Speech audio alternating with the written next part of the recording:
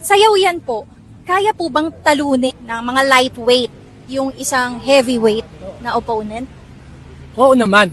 Actually, na-prove na namin yan. No? Ako, that time, mga 90s, dahil wala na akong makalaban sa weight division ko. Mga ka-division ko, natalo ko na lahat. So, lumalaban na ako sa heavyweight. Usually, mga foreigner karamihan na nakalaban ko eh. Heavyweight, ako, lightweight lang that time. So, ang yaw yan, pwede lumaban sa malaki ang kalaban mo kahit maliit ka lang. Kasi unang-una, yung prinsipyo ng yaw yan maganda. Go with the force yung prinsipyo. Yung kalaban mo na mas malaki sa'yo, kaya mo labanan. Yung puwersa niya, gagamitin mo against sa kanya.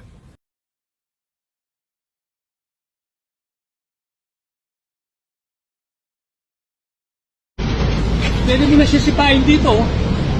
Boom! Or hindi ka na abot ng kutsilyo.